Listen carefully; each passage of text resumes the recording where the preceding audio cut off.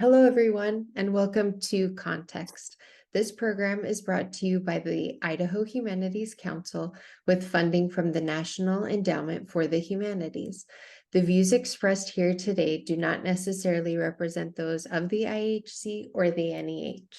My name is Johanna Bringhurst, and joining us today is Douglas A. Cunningham. Dr. Cunningham is a film historian and filmmaker who serves as an adjunct professor of film studies and humanities at several universities in the Intermountain West. He is the editor of and the author of 2 essays for the San Francisco of Alfred Hitchcock's Vertigo, Place, Pilgrimage, and Commemoration. Dr. Cunningham is also the editor of and the author of an essay on The Birds for Critical Insights, Alfred Hitchcock, as well as the co-editor of A Companion to the War Film. His other essays have appeared in academic journals such as Screen, Cine Action, The Moving Image, and Critical Survey. He co-wrote and directed Listen, Darkling, a short fiction film produced as a complex tribute to Hitchcock's Vertigo. Listen, Darkling went on to screen at film festivals in 2015 and 2016. His most recent short film, Highway, is a suspense thriller. Highway is currently on the festival circuit where it has won several awards. Cunningham earned a PhD in film studies from the University of California, Berkeley. He is currently completing a new book that examines representations of American masculinity in films produced by the U.S. Army Air Forces during World War II.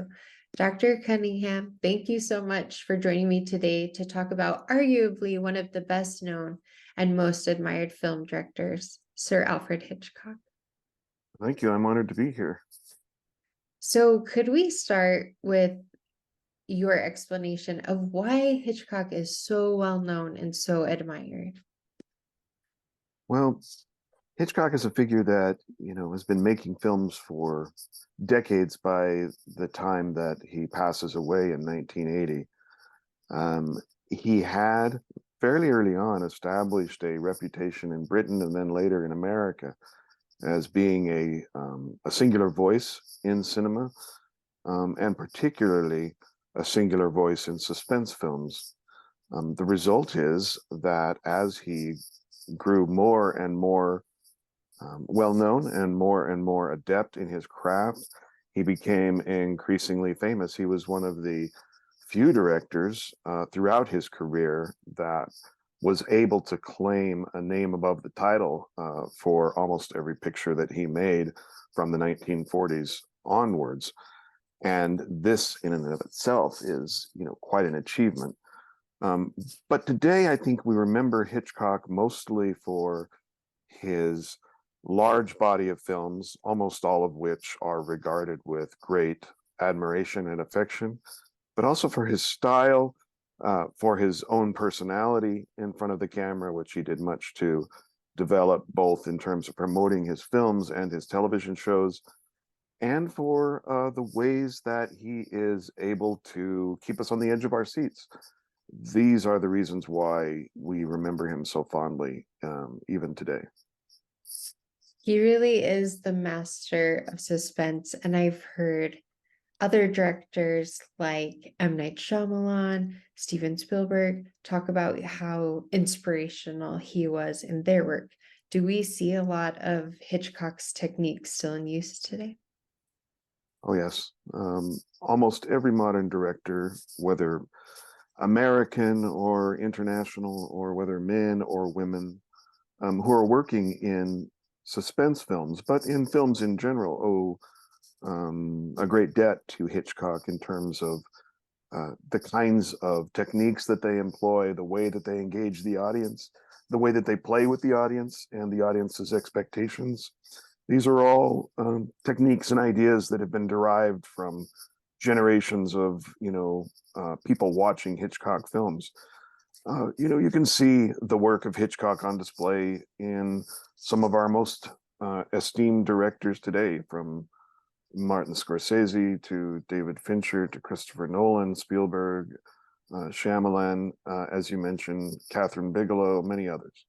It is a kind of timeless set of technical and stylistic flourishes that continues to be passed down from generation to generation of filmmakers.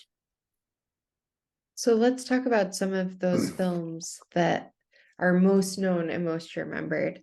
Many people probably do not know that Hitchcock made silent films during the silent film era and that he produced the first British talkie film.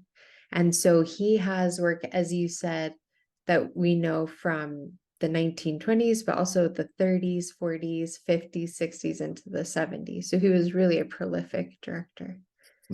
Yeah, and it's very rare to find someone that has such an extensive filmography as Alfred Hitchcock and covers so many significant periods. We have very prolific directors out there, people who have continued to make films through the decades, and have achieved a kind of critical and audience acclaim for each one of them. But very few of them saw so many changes in the industry and so many different kinds of changes in terms of audience tastes and audience reactions as Alfred Hitchcock saw over the course of his career. You mentioned the silent period. We can look back on the silent period of Hitchcock in the 1920s and find masterpieces even in the beginning of his career that rival things that were produced near the end of his career. And this is what's truly remarkable, is the consistency of the quality of his work over those decades. Two of his best known films from the 1930s period are The 39 Steps and The Lady Vanishes. Many of us have seen several versions of The 39 Steps. That was a book by John Donnan that has been remade several times since, but Hitchcock's version is most admired and most known. What were the styles that he was using in the 1930s that were so unique that really captured the attention of filmgoers? Well, with specific reference to the 39 Steps, I think one of the big things that's on display from the very beginning is the influence of German Expressionism on Hitchcock's style. There's a real sense of danger and atmosphere, stylistic atmosphere, in the visuals that are created in the 39 Steps that, I would argue comes directly from the German Expressionist style of directors like F.W. Murnau, G.W. Pabst in Germany during the 1920s. Hitchcock had actually studied under F.W. Murnau for the production of at least one film.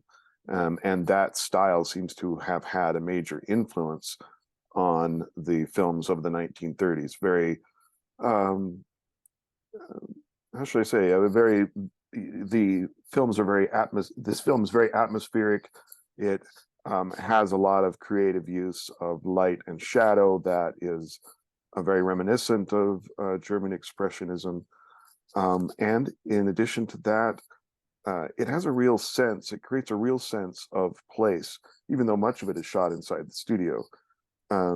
As the hero, Henne, played by Robert Donat, travels from the south of England to the northern part of England into Scotland.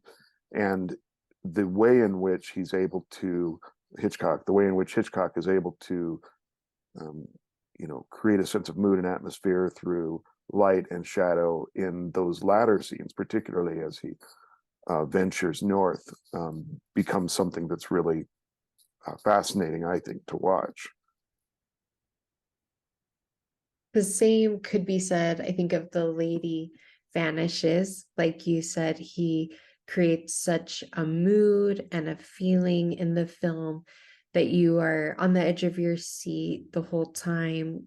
You don't know what's happening, but you can feel almost the violence and the fear in the air. How did Hitchcock create that feeling, that atmosphere?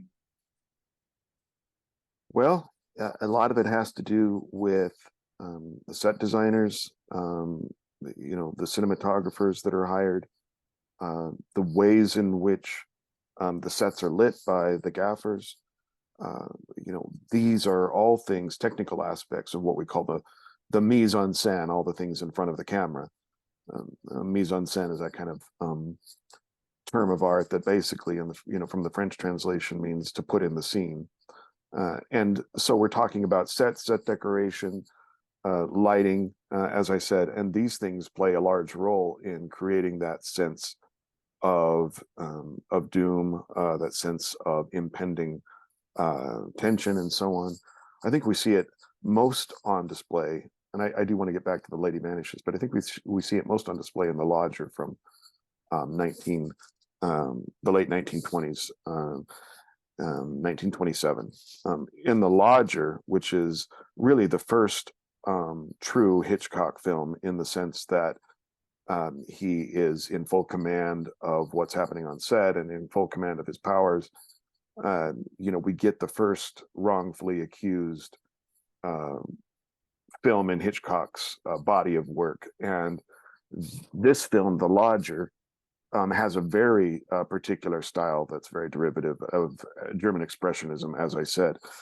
The Lady Vanishes also creates a real sense of mood, but it's a film that includes a sense of dread that's mixed with a kind of charm and charisma that the main, the lead actors bring to the film, through their performances. So this is another thing that we get in The Lady Vanishes, is this interesting mix of dread and tension, coupled with the charm and charisma and wit that would later come to full fruition in the Hollywood films from the mid and later parts of his career. So I think one of the things that makes The Lady Vanishes rather so special is that it combines these things in a way that is really charming for the audience. And the 39 Steps does this as well. The casting, along with the mise en scène, all of these things together create a sense of combined tension and a sense of charm and wit, for which Hitchcock would become very well known in subsequent decades. You said that so well. In The Lady Vanishes, the main character is traveling across Europe on a train, and one of the passengers that she met briefly disappears and vanishes off the train, which is seemingly impossible. But because she is so charming and clever, as you said, we don't necessarily know that this character has gone missing, but we are curious what she's going to do about it and how she's going to find out what's happened to this person. And throughout the course of the film, the tension and the atmosphere build, but Hitchcock never leaves us in that state all the time. There's humor and romance and other factors to the story that take the edge off of that suspense, but you're still in the story. How does he do that? Well, Hitchcock himself was a very humorous kind of person, right? Somebody who, in the parlance of the day, and even in our current vocabularies, I guess would be referred to as droll, right? Somebody who was able to mix mordant references with witticisms that normally wouldn't seem to go together, but come together in ways that are very charming. And because of that aspect of his own personality and his own sense of humor, I think it's very easy for that to be translated into the screen. I mean, he was very actively involved with his screenwriters in the development of these scripts, almost to the point, in many cases, of being a co-writer, although he didn't take credit for that.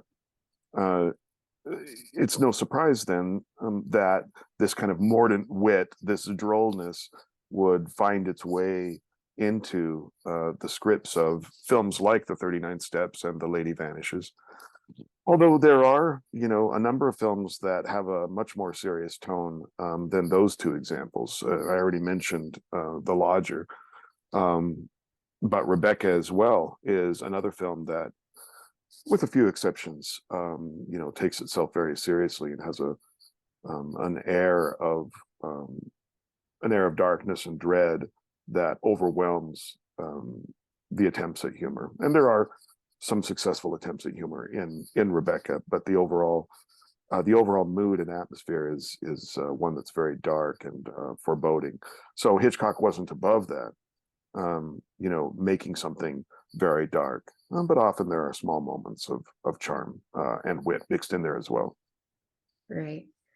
The Lady Vanishes really captured the attention of Hollywood producers like David O. Selznick, who ultimately was able to bring Hitchcock to Hollywood to make films thereafter. And Rebecca was the first film that they made together in 1940. Again, that film has been remade a few times in the intervening years, but most people remember Hitchcock's version. He received his first Oscar nomination as Best Director, and the film won the Academy Award for Best Picture that year. And the cast of the film is just fantastic. Sir Laurence Olivier, Joan Fontaine. It's really a beautiful film and an interesting snapshot of Hollywood in 1940. What do you think it was that made Rebecca so enormously successful, both with critics and at the box office? Well, it's a great suspense film, first of all.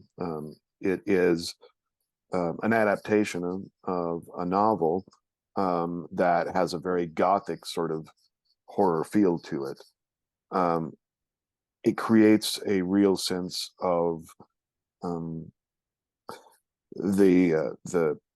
the larger property, the mansion, Manderley, as being possessed or kind of haunted, and this is done again, through effective use of the mise en scène, the lighting and the set design, and all of these, the set decoration and so on. All of these different things come together in a way that makes it so effective in terms of portraying that sense of possession or being haunted. The music also contributes to this in a really major way as well. But it's really the central performance of Joan Fontaine, I think, who stands in as a kind of surrogate for the audience, a kind of wide-eyed sort of ingenue who's brought into this world of great wealth and great privilege, only to find that she is constantly being overshadowed by the memory of her new husband's previous wife, who died under mysterious circumstances, and the ever presence of the memory of the previous wife, Rebecca, is something that haunts not only Joan Fontaine's character, but also the audience as well. And it is shown in a number of ways that are really creative, particularly through shots of a very haunting sort of painting of Rebecca that is constantly referenced throughout the film. So these are some of the ways that that's accomplished in Rebecca. One thing that's interesting to note is that Selznick and his influence over Hitchcock's early career in Hollywood, is something that's been written about quite a bit.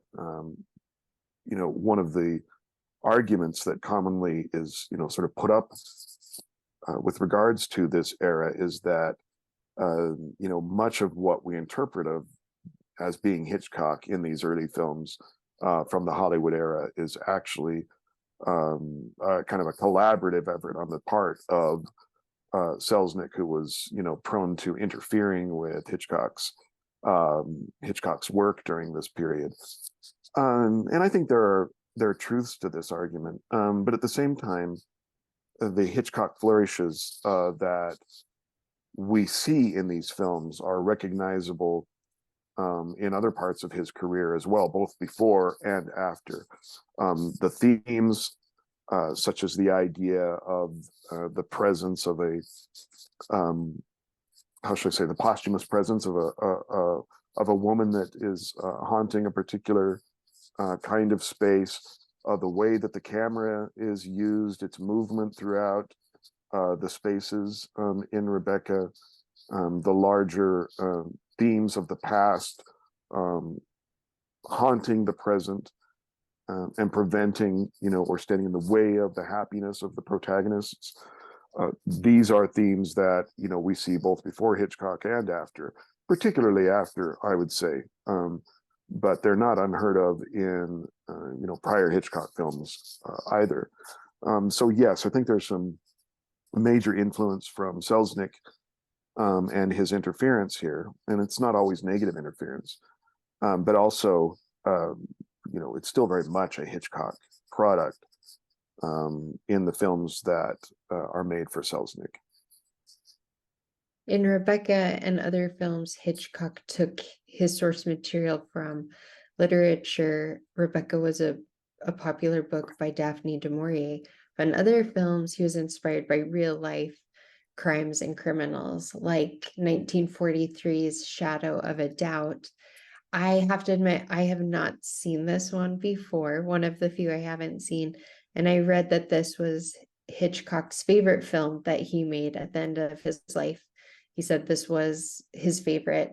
And the plot was inspired by a real life crime that he had read about in the news. This film is darker and more psychologically complex than films that he made prior. There's kind of a shift in his style here. What are your thoughts on Shadow of a Doubt? Well, I mean, it's a masterpiece. I mean, there's no doubt about that. I think it's significant that this is a film that is produced during World War II. It's not about World War II, but it is a film that's taking place during a time where there is a lot of fear, a lot of paranoia already present within the American psyche. And so I think this contributes a lot to its reception, as well as to the way that it's produced and directed and performed and put together. You almost feel in Shadow of a Doubt, the shadow, if you will, of the war hanging over all of these events. I mean, one of the big questions is, at least to my mind, when I watch the film, is, why is Uncle Charlie, the character played by Joseph Cotten, why isn't he in the war? And it could be, there could be any number of reasons why. But his presence is already unsettling for that reason, at least contextually.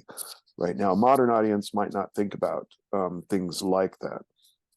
But the fact that Uncle Charlie is, of draft age and is, traveling around the country scamming and then murdering the older women that he marries, is in some ways a kind of metaphor for the larger fear of, saboteurs or espionage or a fifth column in the United States during World War II. And this is a reading that you don't often get when you're studying critiques of Shadow of a Doubt, but it's one that I think is worth considering and one that's really interesting. But what's also interesting, in a more conventional level, what's also interesting about Shadow of a Doubt is that it's one of the first American films where we really start to see Hitchcock employing the techniques that will make him famous in his American films. The way in which he builds tension, the editing style, the way that the performances are nuanced, the way that specific items are focused on as tells, things that can give the characters away and betray their true intentions. And then sort of the, there are some Oedipal sort of issues going on, or some incestual issues going on with Shadow of a Doubt as well that I think are interesting, not explicit, but the relationship between the two Charlies, the young Charlie played by Teresa Wright and the older Uncle Charlie, played by Joseph Cotten, as I said, there's kind of an interesting relationship there that has a kind of edge to it that is a little bit unsettling. They're very fond of one another. They're both excited to see one another. But there's also a kind of shared affection there that seems a little bit, at least to my mind, a little bit um, maybe not unnatural, but unsettling. I hate to keep coming back to that word, but there's just something strange about this relationship and the affection that's shared between these two characters. Um, and when Hitchcock starts to show that the younger Charlie is developing a suspicious kind of attitude towards the Uncle Charlie, the older Charlie, um, we start to see uh, those kinds of bonds of affection, sort of start to crumble and fall apart, and the old kinds of tricks that of charm that Uncle Charlie had usually relied on to pull the wool over other people's eyes, he's finding are not quite as effective with his namesake, his niece, and these larger ways in which he starts to give himself away through his inconsistent explanations for things and so on, are part of what helped to build the suspense that we feel over the course of Shadow of a Doubt. That continuing affection they share, even as they end up on opposite sides of the law, is something that I think makes this film particularly unique. I referenced earlier that there's a kind of unsettling relationship that they have, not because of anything that the younger Charlie does or anything that she does wrong, but it's almost as if there is a relationship there that has a kind of hidden incestual quality that is never quite resolved, never quite fully explained. And I think it does even more to make Uncle Charlie, to the audience, appear to be even more of a suspicious kind of unsettling character. And yeah, I think that's what I would have to say about Shadow of a Doubt. I really appreciate the points that you brought up. It made me think about other films in which Hitchcock really layers the way that you learn about the psychology of the protagonist or antagonist. As you said, unsettling is just the best word to explain that there are subtle clues and hints that he gives you in different layers that make you suspicious or make you concerned or fearful for someone. In 1946, Hitchcock released Notorious, one of his films that actually did deal with World War II head on, and the plot is set during the war and deals with Nazi spies and American spies. And this is one of the films that star Ingrid Bergman and Cary Grant, who were partnered together in several films, and they are so wonderful together. They just ooze charm, and the way that they look each other, you see such deeper feelings and thinking going on than you realize. In the plot of Notorious, while the characters are in love with each other, they don't get to be in love because they are working as spies. Is that right? Yeah, and it's one important detail I would add is the fact that Ingrid Bergman's character is expected as a spy to marry a Nazi who has fled the war and is living in South America. And in this capacity, as his wife, his supposed wife, she is forced, of course, to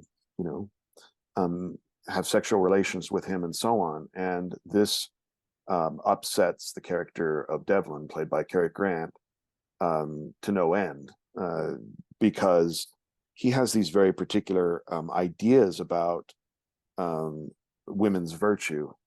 And as the film begins, the virtue of Ingrid Bergman's character is already very much presented as something that's in question.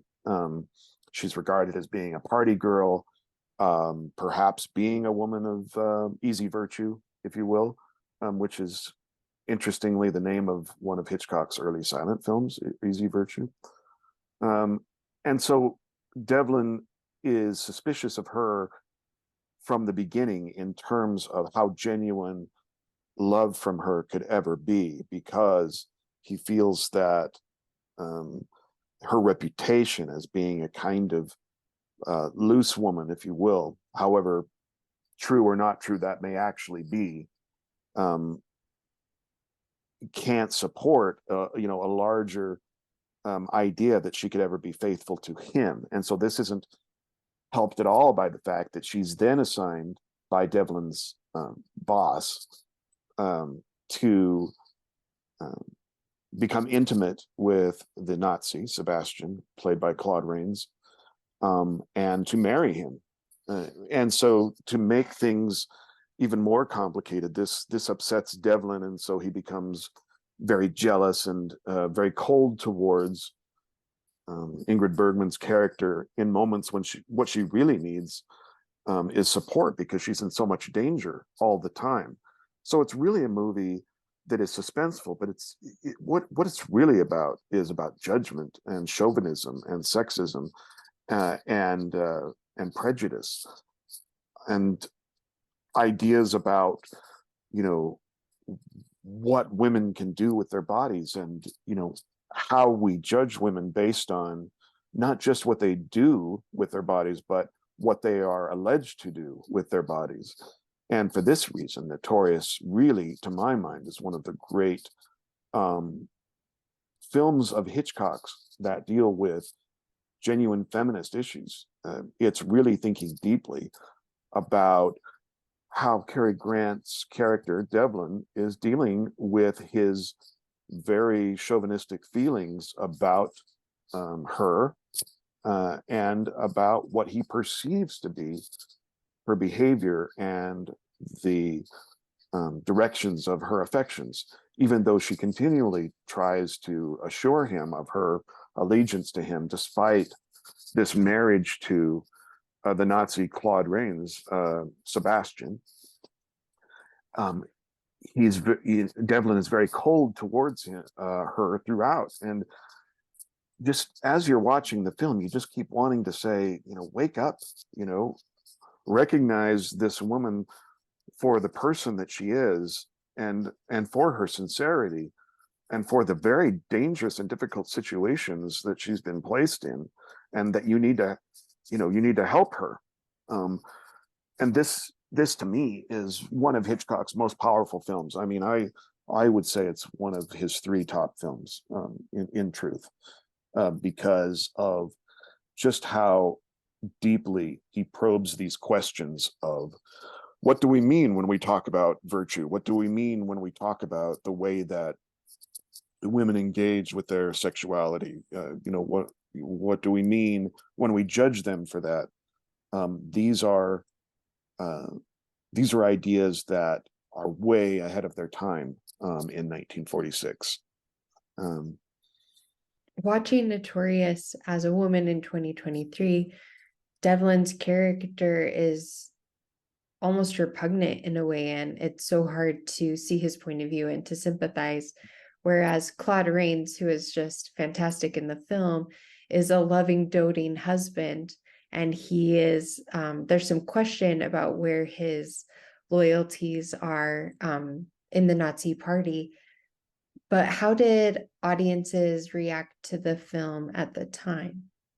Well, the film was a success, largely because it's a great script, it's a great film, and it's very difficult to tell Cary Grant and Ingrid Bergman to talk to the hand. I mean, you can't resist these performers. As to whether or not audiences walked away with the larger messages that I feel Hitchcock conveys in the film is another question. But something that is important, and again, the World War II context makes a difference here. Is that World War II is the moment where many women who might otherwise have been relegated simply to the domestic space for the rest of their lives, World War II, because all of the men are gone overseas, gives women the opportunity to enter into the workplace to backfill many of those roles. And so as a result of that, I think there were many people in the audience who would have been ready to think about women in different ways and from different points of view than had theretofore been the case, largely because women in factories and in industrial spaces during World War II had played such a large role in contributing to victory in the war. This film being produced in 1946 is riding on the heels of that. And while many of those women would be pushed back into the domestic space after the war, in some ways, the genie that is women's liberation can't quite be put back in the bottle. And in that regard, Notorious is very much a sign of its times and a sign of things to come. I really appreciate you adding that historical context, that women viewing this film in 1946 could maybe relate to the issues that arose when they joined the workforce and left the traditional roles that they had been made used to, and would have maybe viewed this relationship with more complexity than we expect when we look back. Well, Go ahead. well, let me just say, and I think some men would have viewed things differently as well. Maybe not all, certainly not all, but some men, may have had different ways of understanding what they had previously come to understand as the role of women in society as a result of women in the workplace during World War II. I don't mean that to sound like a hashtag not all men kind of explanation. That's not my intention. But what I am saying is, I think that Notorious is a film that has the power to speak to men who are willing to listen. And there must have been some in 1946. Absolutely. I appreciate that point.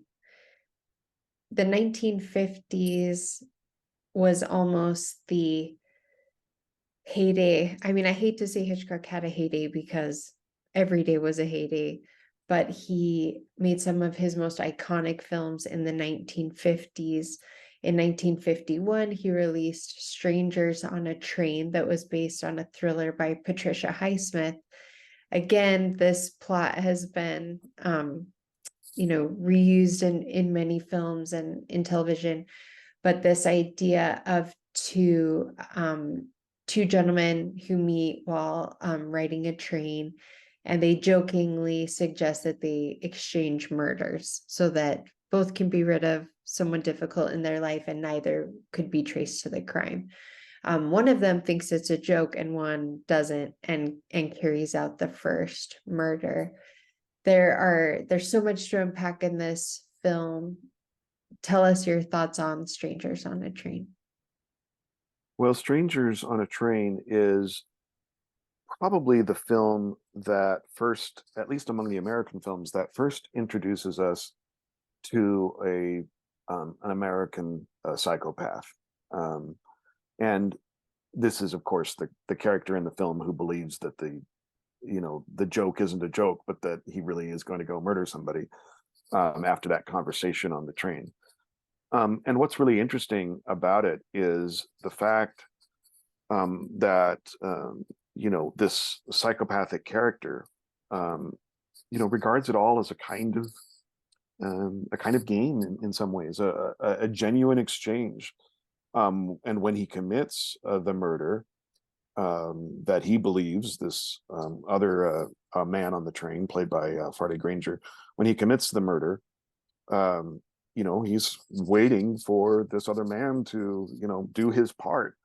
And the continual sort of harassment of this other man to undertake, the psychopath, for this other man to undertake the murder that he's expecting, is what creates the tension in the film. And what's really interesting as well about Strangers on a Train is that the psychopathic character is, just so kind of patient and charming. I mean, he's not, this drooling, out of his mind, ranting kind of figure, but rather a figure who is, well kept and presents himself relatively well. He perhaps is a bit annoying, but beyond that, we wouldn't, write him up as being anything more than just a stranger on a train, as it were.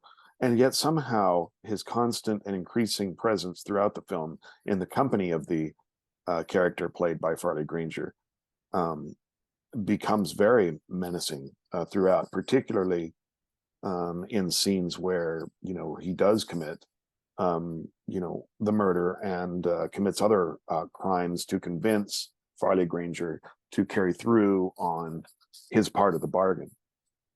Strangers on a Train is a really unique high concept kind of mystery suspense thriller, but it comes through again primarily through to the audience in terms of its performances. The performances again are what really make this a powerful experience for the audiences. Interestingly too, Strangers on a Train also features Patricia Hitchcock as one of the victims of murder in the film. And Patricia Hitchcock, of course, is Hitchcock's own daughter. And so there's something kind of strange about, this as well, that Hitchcock stages his own daughter's murder. I mean, I'm sure there's nothing to it, but it's kind of yet another example of the droll nature of Hitchcock's sense of humor, that he would cast his own daughter in this part and then stage her murder. Yeah, that's really interesting. If we were trying to unpack Hitchcock's inner psychology, I think we would find some really interesting, juicy tidbits here. And another interesting thing about Strangers on a Train is there are some homoerotic allusions during the film. We talked about in Notorious how there's just sexuality oozing throughout the film, but it's never directly discussed. Was that by design by Hitchcock to get by the censors to still be able to address some of these themes? What do you think? Yeah, it's a production code issue. The so-called Hayes office, often known as the production code office, would not have permitted more explicit references to these kinds of things. Although, over the 50s, we start to see a few more things slipping in than might have been permissible during the 1940s or 1930s. The production code office spends a couple of decades getting, how should I say, sort of crumbling, I guess. Its standards start to weaken and weaken as each year goes by after World War II, so that by the time that you get to the 60s, they're pretty much on their way out. And by 1968, of course, we have the establishment of the MPAA rating system, which is still with us today, in a modified form. But it would have been difficult for more explicit explanations of certain issues regarding sexuality and so on, particularly homoeroticism, to have surfaced. And yet this isn't Hitchcock's first kind of foray into suggestions of homoeroticism. We see a lot of this hinted, I would say, even more explicitly at in 1948's Rope, another Hitchcock film that makes very explicit reference to the Leopold and Loeb case from earlier in the century. And and interestingly, this also stars Farley Granger. There are much more, I think, explicit suggestions of homosexuality and rope than in Strangers on a Train. But I'm not denying that the suggestion of a homosexual or a homoerotic kind of attraction exists in the subtext of Strangers on a Train as well. So I'm glad you brought that up. After making and releasing Strangers on a Train, Hitchcock moved to Paramount Film Studios, and one of possibly his most seen film, Rear Window, was released in 1954. This film is about a wheelchair-bound press photographer who breaks his leg and becomes an invalid and entertains himself by looking at his neighbors in an apartment building across the street, and he observes what he thinks is the murder of a woman by her husband, and he enlists his girlfriend in helping him figure out what has happened to this woman. It's a very voyeuristic film. We're spying on people throughout the film as the audience, and that is kind of part of the appeal and the magic, is that you feel like you are seeing and thinking through and trying to understand what's happened in the mystery as well. And this was another Oscar nomination for Hitchcock for Best Director. I should say he never won. I think he was nominated 5 times, Yeah. 4 times, and never won. But Rear Window is just such an iconic American film made by this British director. Yeah, it's hard to think of a film that has a better script than Rear Window has. Of course, it's based on a short story by I want to say Cornell Woolrich, but the script for Rear Window is so understanding about what voyeurism is, and it thinks very deeply about not only whether voyeurism is ethical among the characters within the film, within the context of the film, but as you've said, I mean, it extends that question out to the audience who are engaged in the voyeuristic act of watching the film itself. I mean, film is the voyeuristic act par excellence, right? It is voyeurism in the deepest sense.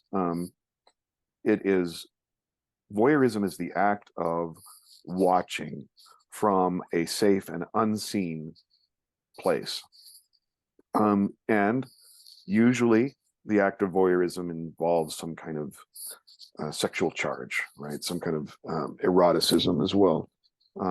Peeping Tom kind of eroticism.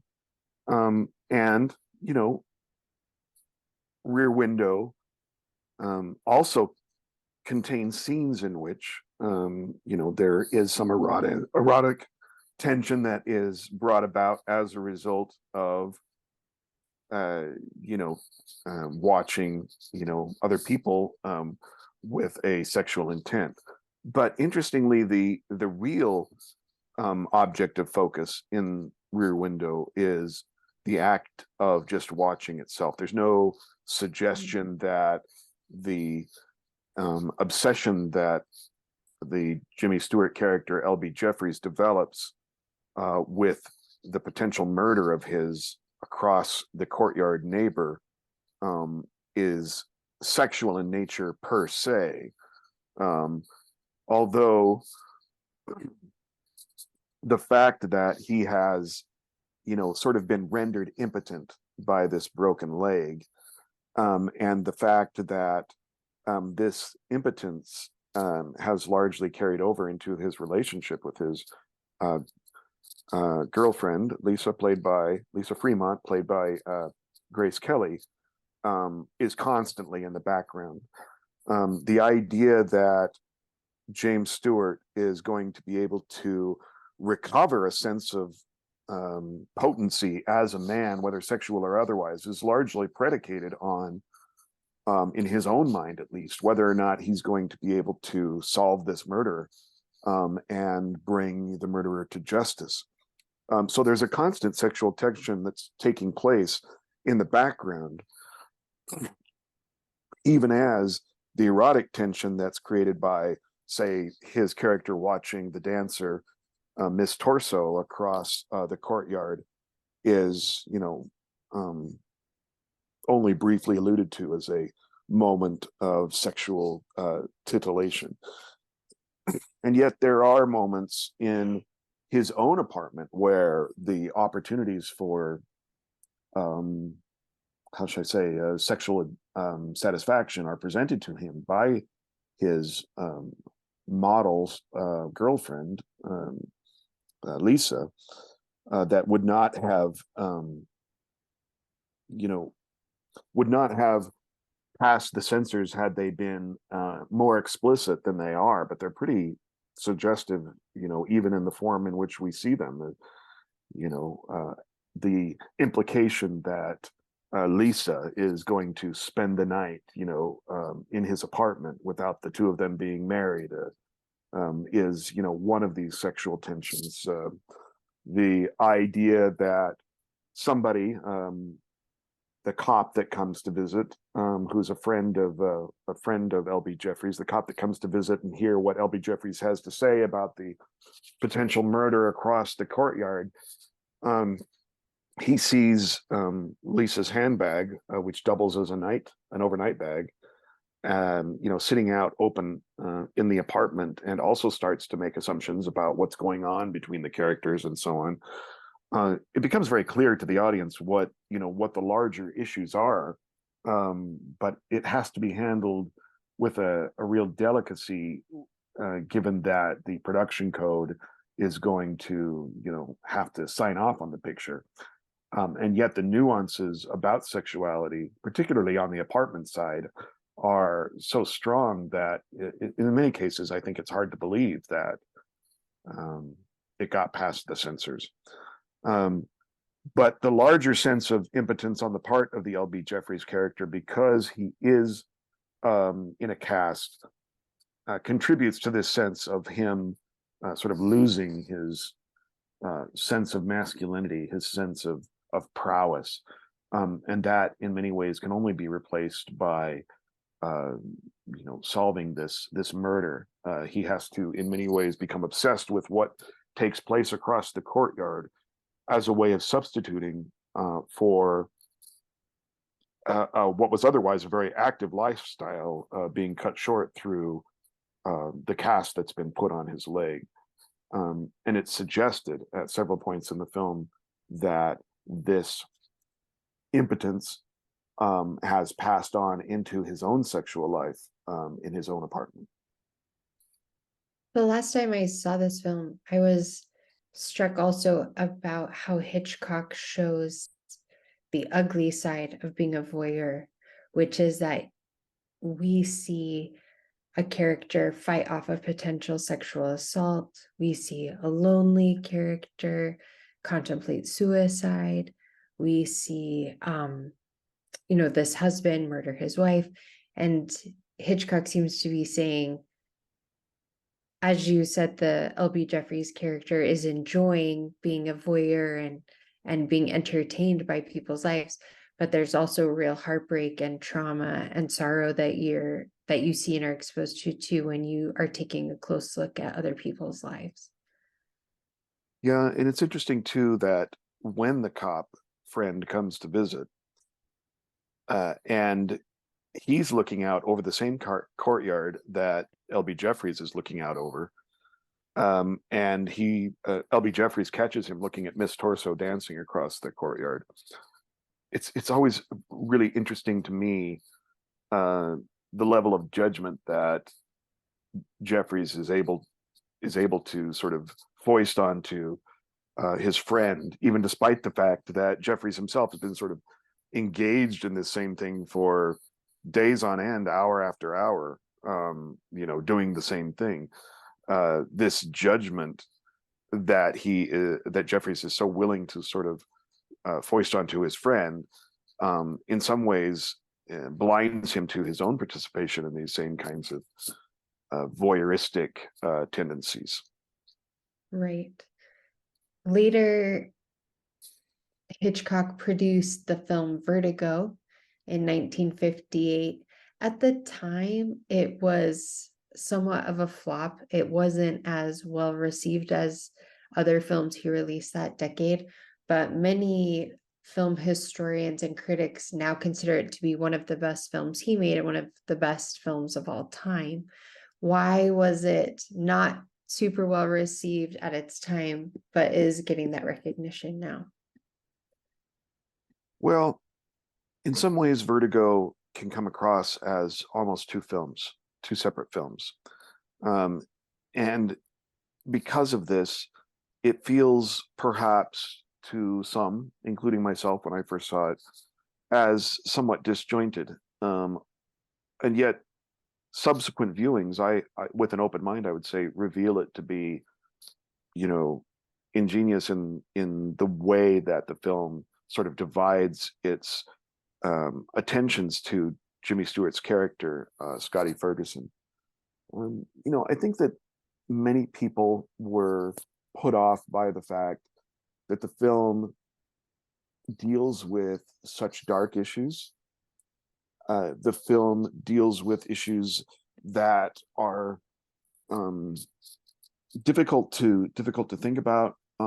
It takes a close look, as Notorious does, at chauvinism, at misogyny.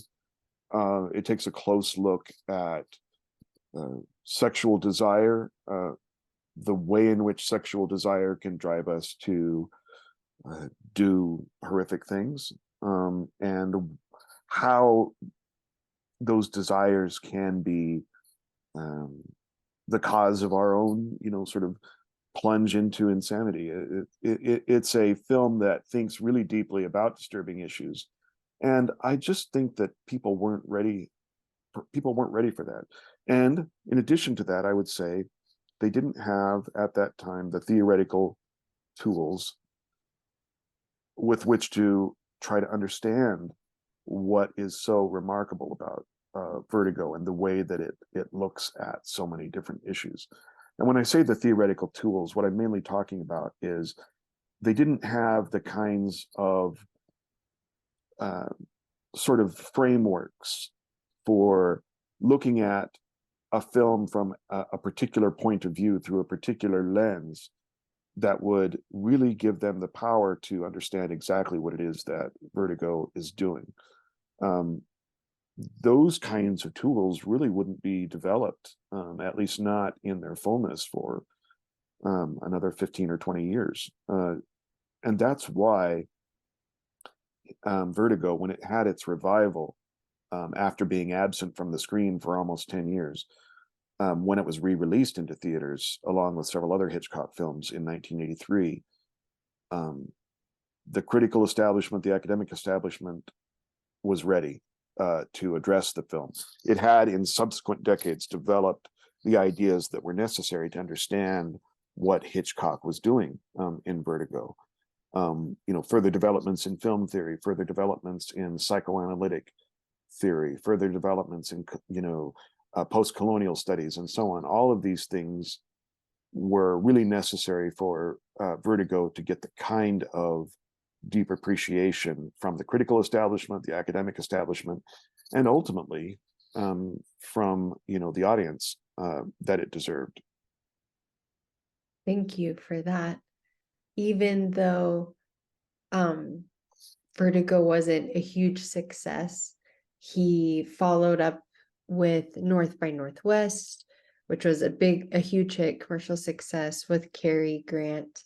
So following the success of North by Northwest, which again reunited Hitchcock with Cary Grant, was a big success, he released his most shocking film that everyone has seen, and that is Psycho, which came out in 1960.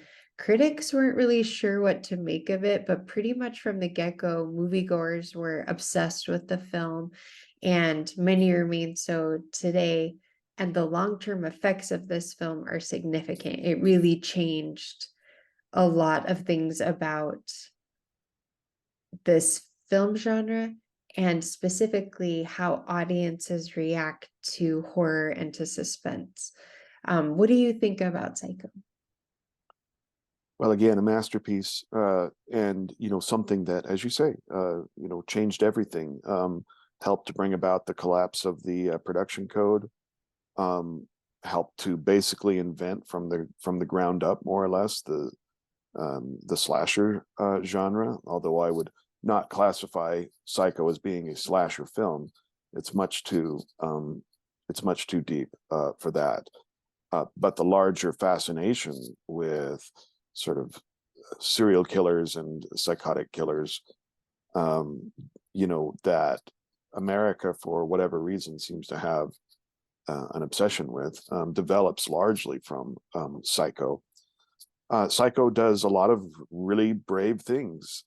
It has some very grotesque murders. A lot of this takes place off screen, but one murder in particular does not take place off screen, but takes place very much on screen in a way that is so visceral and so shocking in its use of editing techniques, that it has gone down forever as being not only a master class in filmmaking, but in being a warning to everyone to never take a shower again. It's That was what I got out of the film too.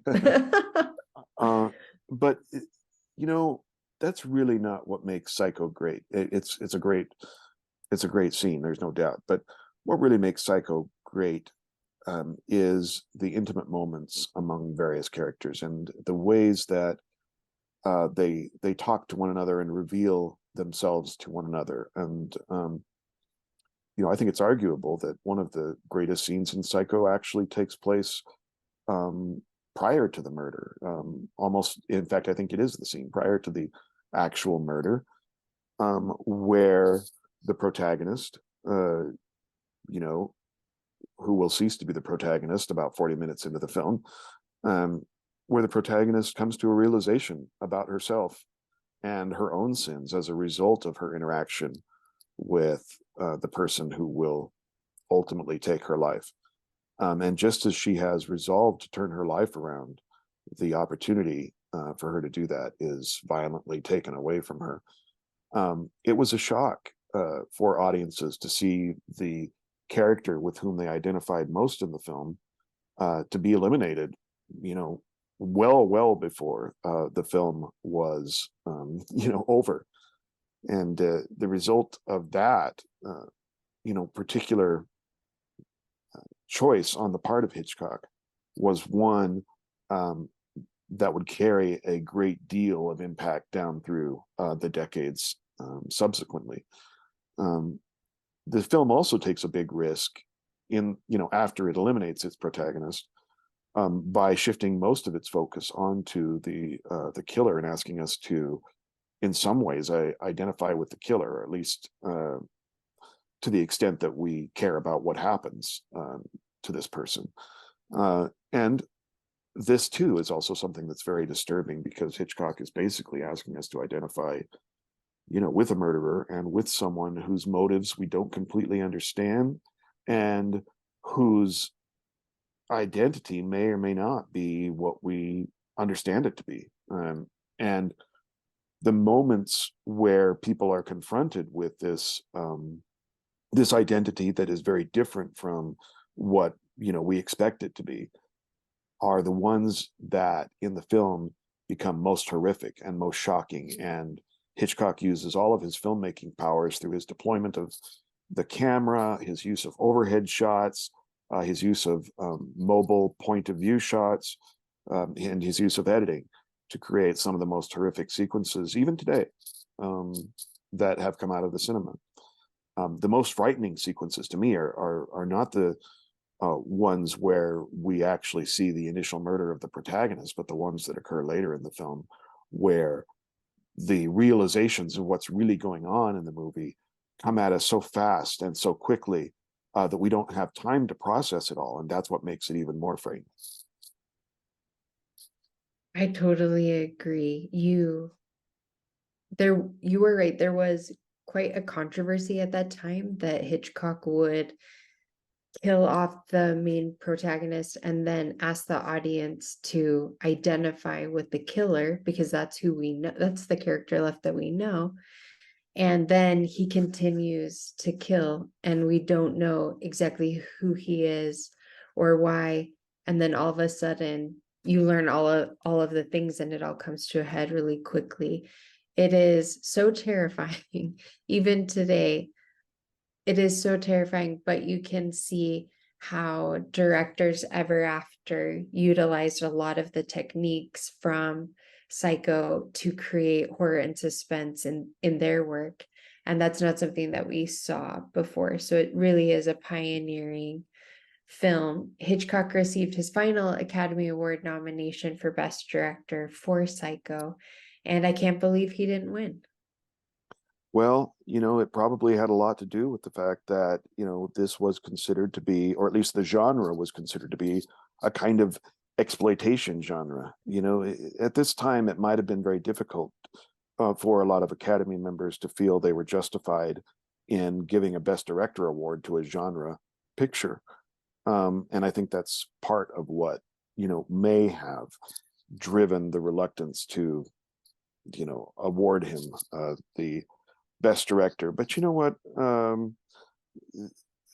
The Academy Awards are a big deal. There's no doubt about it. But how many of us remember, some of the people that, won Best Directors, 30 years ago or 20 years ago? Not a lot of people remember those names, but everyone recognizes the name Hitchcock. In some ways, the Academy Award is like it's like a false prize. It's a red herring. It's a reward for effort in the moment that may or may not be driven by genuine merit, but might also instead be driven by, hey, I've got a guy who's nominated for an Academy Award who I'm working with, on my next picture. If he wins, that's better for me. So I'm going to, vote for him. I mean, these kinds of things happen. The true test of a director's, long-term viability isn't an Academy Award, but the larger legacy that they leave, and the quickness with which their names come to the tongue. Like David Lynch, for example. It's Yeah, very you're so unlikely right. that David Lynch is going to win an Academy Award, even for things that he's been nominated. His best shot probably would have been for The Elephant Man, conventional enough to appeal to everyday people, um, but still different enough to be a genuine a genuine David Lynch film. But it's not the Academy Award that is going to cement his legacy. What cements his legacy is the work itself. On that note, we would be remiss if we didn't talk about one final film, The Birds, which was released for Universal Studios in 1963, and where Hitchcock released the last 6 films that he made. There was a lot of media attention around the birds. It was also based on a short story by Daphne du Maurier, like Rebecca, and the film really is still quite frightening, as we talked about with Psycho, but there's so much more meaning than just the physical birds. Can you talk more about the birds?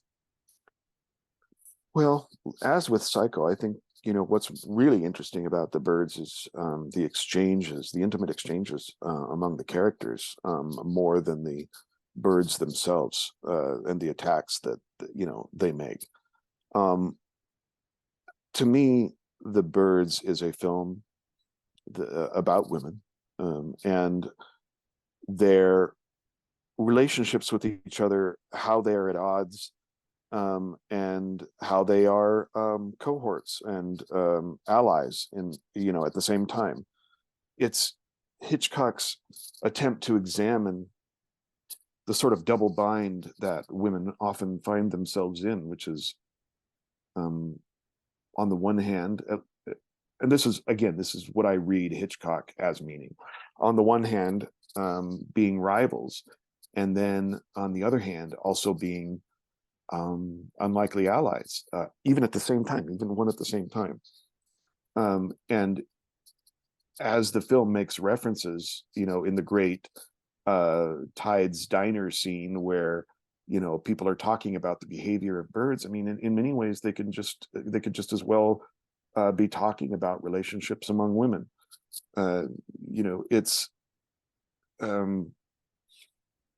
It's remarkable, that in that scene, one person says, why are they all attacking together? It doesn't make sense. And this bird expert says something along the lines of, I've never known birds of different species to, work together. It's not possible. It would never happen. This kind of statement, in some ways, is, to my mind, a statement that's largely about women, who, in some traditions of the 60s, were often, as particularly in England, right, were often referred to as birds, right? Mhm. This idea that women could work together toward a common goal rather than, sort of being at odds with one another, whether it be over a man or over, some other kind of thing that they might be at odds over. It's just really interesting to think about the larger film as being a contemplation of these things, and that the attacks of the birds are in some way a kind of manifestation of conflicts that are occurring between the female characters, and that the only way to overcome these conflicts is to kind of work together and sort of form a unified whole, or a unified front against such attacks. And when this happens in the film, at the moment where the woman in the film, played by Tippi Hedren, Melanie Daniels is the name of her character, when she is perceived by other characters in the film as being less of a threat because of her beauty, because of her sophistication and wealth, the moment she becomes less of a threat, the attacks from the birds cease, and the women are seen as being a unified front rather than seen as being divided. And this, to me, is one of the big indicators of the fact that the birds can be read through a feminist lens in a really interesting way. On the other hand, some people may see the birds as a film that contemplates how divisions form among women as a result of their jealousies from one another, their petty differences from one another. And in this way, somebody might interpret the birds as being a critique of that. And I think it is, but it's a critique that comes from the point of view that says, yes, those kinds of things happen, but they do not sort of stand in the way of the ability of women to work in tandem with one another towards common goals and find sisterhood one with another. This, to me, is what the birds is really about. And in some sense, the attacks of the birds are really just kind of a manifestation of the tensions between the women in the film, their abilities to work together or their abilities to divide against one another, even at the same time as the other's happening. It's really quite fascinating to me. The lack of a soundtrack in terms of music is also something that's really interesting here, although Hitchcock's regular collaborator, Bernard Herrmann, did work on sound, the remarkable sounds of the birds that occur throughout the film. the lack of a soundtrack that guides our emotions and manipulates us in that way is something else that's also really remarkable and gets us thinking more actively about what's happening amongst the characters because we don't have the music to tell us what to do. As we've been discussing these major films in Hitchcock's career, we've touched on a lot of the themes and style elements of his films. And I think it is really important for us to talk about how he represented women and portrayed women in both Psycho and The Birds. There are some mother issues that emerge that are kind of famous to these films. Why do you think it was important to Hitchcock to portray mothers and dangerous, unhealthy mothers and relationships with mothers in these films? Well, I think a lot of it has to do with the fact that mothers, at least societally, are regarded as being the safe space. And when they're depicted as not being the safe space, that is something that automatically lends itself to horror. Um, it could be something as simple as that, right? We see mother figures also who come across as perhaps maybe at first prickly, but are later redeemed through their behaviors, such as in The Birds, and in the film that comes subsequent to The Birds, the Marnie from 1964. The mother figures in both of these films are very prickly antagonist kinds of figures in some ways, who by the end of the film reveal themselves to, yes, perhaps have been difficult to get to know, but at the same time are figures whose best intentions have been misinterpreted throughout the film. With regards to Psycho, which is probably the most famous of the depiction of mothers, of a problematic mother figure in any of these Hitchcock films.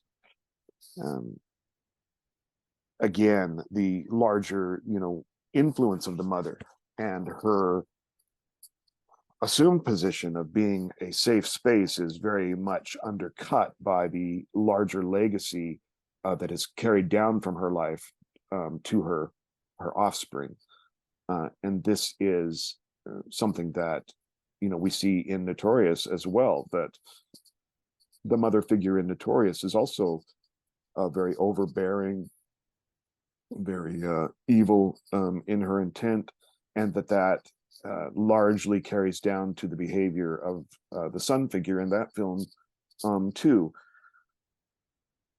Why does Hitchcock keep coming back to it? I think rather than looking at something that's happening in his own life, I would say that it has a lot to do with the ways that such figures can be used for dramatic purposes to undercut societal expectations about what a safe space is. And I think he's also very interested in the outsized influence that a mother figure has on her children, and rightfully so.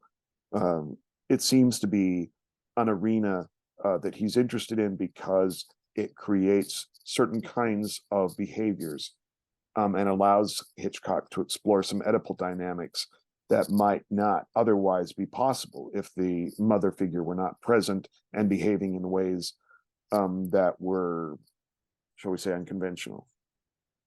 I think it's important to note also that Alfred Hitchcock consulted his wife and partner, Alma Reville, in every one of the films that he made. He trusted her implicitly, and she's often credited as being a screenwriter on his films. Mm-hmm. So he worked in close partnership with his wife on the films that he made that portrayed women in really different and interesting ways. We also often see women who are either the savior or the destroyer of the male character in the film. How does that cause tension and fear in the dynamics of the films? Well, you know, I think that Hitchcock's portrayals of women are ambiguous, but I tend to feel that he comes down on the side of their righteousness more often than on the side of their that wouldn't be so flattering to them, I guess is a better way of saying it. His women, particularly his lead women, but sometimes the supporting characters as well, are very knowledgeable, are very empowered, uh, are very wise in most cases, and are also very um, loving in many cases as well. Uh, they are figures that can represent a range of different ideals and different emotions, but overall, and this may be because I'm a man saying this, but and I'll acknowledge, that I may have some blind spots in that regard. But overall, I would say that despite the violence that often, occurs with the women in Hitchcock's films, that women in his films are presented as being, um, very three-dimensional, with uh, very realistic depictions of different kinds of emotions. They're never sort of these cookie cutter, kinds of figures. And when they are enigmatic, when they are mysterious, it's largely as used as a way to make some kind of comment on the male characters and their limited vision of what a woman is or can be or should be, or how he should see them, such as in Vertigo. So, the women in the films play perhaps even a larger role than any of the men in the films in terms of communicating or being the instigator of the larger themes, the larger ideas, or the larger questions that the films are examining. Because the men often are responding in these films to the unsettling ways they feel as a result of being in proximity to the women. And the women are in many ways attempting to be themselves and to, try to secure their own destiny in a way that often makes the men uncomfortable, such as in Rear Window. So we learn more about the male characters, not because they are three-dimensional in their own right to the same degree as the women, but because their reactions to the women and the kinds of ideals that the women represent and the kinds of changes that the women represent, will have to take place if the man and the woman are to unite. These things are threatening to the men, and as a result, often the men, as in Vertigo, find it easier to sexually objectify the women than to deal with the threat that they represent. And these are arguments that come straight from the famous scholar on voyeurism, Laura Mulvey. So I would say that women are actually at the heart of almost everything that Hitchcock is doing in his films, at least in his most complex films, and that in many cases, the men are just along for the ride. Thank you so much for that perspective and for talking with us today about Hitchcock films. Maybe we could conclude by hearing from you. What is your favorite Hitchcock film? Why, and why should everyone see it? Well, it's Vertigo, and Really? it is. It's Vertigo, and it's because Vertigo itself is like it's it's one of those rare works of art that is so layered and so complex that you can almost never plumb its full depths. Um, there are other works of art like this out there. The novel Frankenstein, I think, which has some relation to Vertigo, I would argue, is very much like this as well. that you can just never really stop thinking about it, because it's so complex in all of the different ways that it examines so many different things, that the discussion about it can just go on and on and on. And how many movies do you know like that? I mean, there are some, but there's not many. Maybe 2001: A Space Odyssey might be another example, right? But there aren't many films like that out there. Sure, maybe there's a couple of films that you can read out there that have a couple of different ways that they could be interpreted, and so on. But Vertigo, with all of its different concerns, all of its different interpretations, all of the different issues that it addresses, is like a kind of bucket that is never fillable. It's just always capable of taking in more water. And to me, that's what marks a real work of art. Vertigo, just as an example, deals with issues ranging from film spectatorship to voyeurism to misogyny to feminism to post-colonialism, to many interpretations of the formal aspects of the film, to issues regarding mental health, to issues regarding any kind of interpretation that might be considered to be postmodern or structuralist. It just never ends. The list goes on and on and on of the ways that you can look at this film from from different points of view, and because of that, it's like a treasure that has no bottom. It just keeps on giving. And I'm at pains to think of many of works of art that actually do that.